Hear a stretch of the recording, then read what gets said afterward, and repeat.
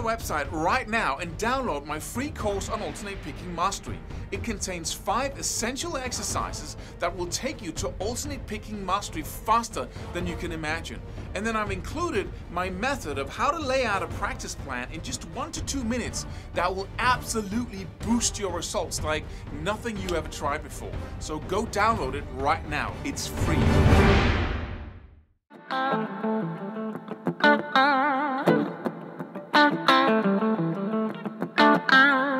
Hey, nice comments about TV practicing below one of the videos, because I recommended you practice to the point something called loopable little picking patterns, whatever it is, and then you practice it with the metronome, get really good at it at a low level of speed, accuracy, precision, everything is handled, and you can do it without thinking too much about it. So you'll be able to go like this, for instance, as you're watching a sitcom that isn't too engaging, or you're watching educational videos on YouTube. Whatever you do, just you're entertained, right?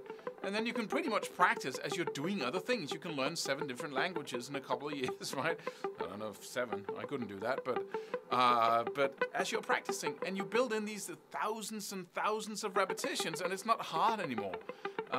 It's just a pleasurable experience of doing what you love. But then we have some commenting other than that said, if you practice in the couch, slouching back with your guitar, you might hurt your hand. You can't practice like that. You need to sit up in the right position, and you won't learn to stand up when you play. I'd like to answer that, and the hurt your hand. And other people say, well, you have to focus when you're practicing. You can't practice without focusing on what you're doing.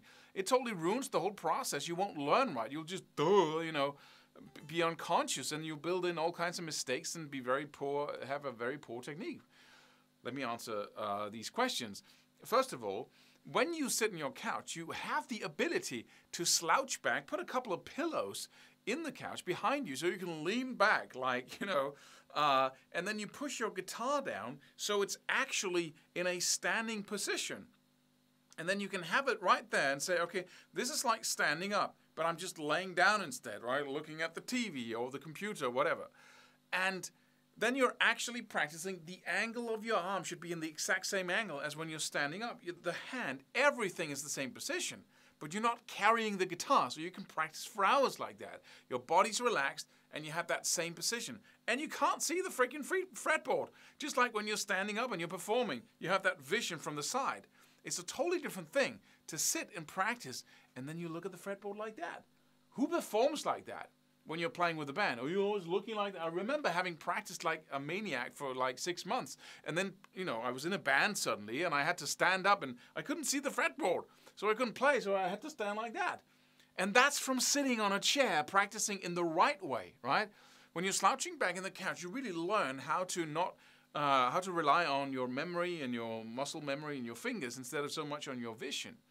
But secondly, when you are then practicing by yourself in a room and not with your family watching TV or with YouTube, and you're practicing with the metronome, stand up.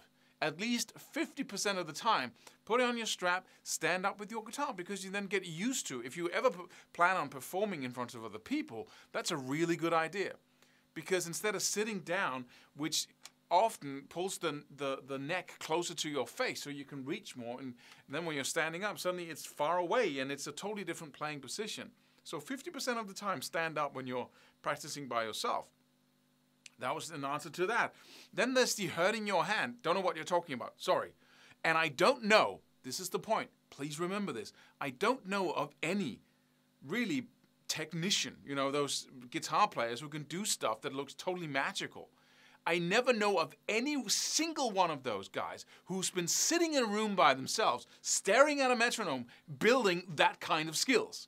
You simply cannot do it. You'll bore yourself to death. I've been doing that a lot when I was building my skills. I really spent a lot of hours like that.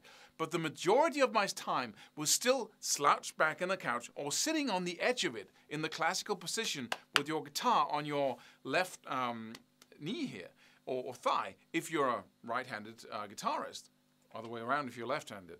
But so back and forth between that, millions of repetitions, literally, as I was entertained, talking to friends, watching TV.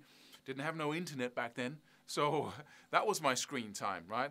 And other people say, I put in, so many repetitions. I've been practicing this much. It's like my brain won't get it.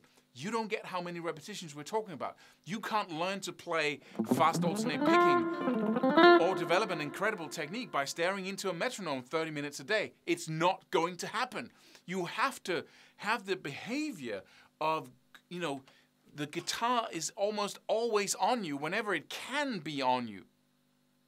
Mowing the lawn but every single minute, every single second where you could be holding your guitar, practicing a repetitive pattern or 2 chords. That's what you're doing. It's a lifestyle. It's not something you go into a room and do. You practice all over the place, all the time, right? You're tapping rhythms, constantly visualizing scale shapes, constantly.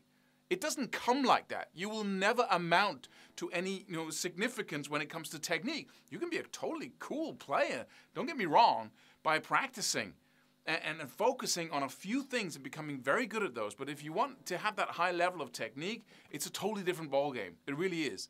It's like that instrument has to be, it's as familiar to you as your own hand. That's how much you've been playing it. And it's not a drag. It's not like, seriously, I have to put in millions of repetitions. Yeah, really, millions. Get used to it. Live with it. Accept it. And then get on from there, right? And then just put in the millions of repetitions, right? When you're good at something, you start practicing. It's not like that's the end of it. When you're good at it, then you can suddenly practice it without thinking about it. And just, keep playing that stuff. That's where the magic happens. And it always happens for every single one who does that, right? But you can't do without sitting in a couch, sitting on a chair, sitting in your kitchen, sitting in your car, sitting around a campfire, and as you're talking to your friend, you play this relentlessly, right? Over and over again. That's the whole key. So another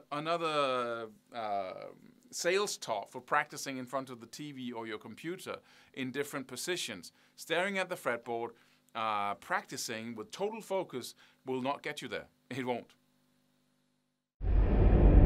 Subscribe for more free videos. Do it. Do it now. Do it.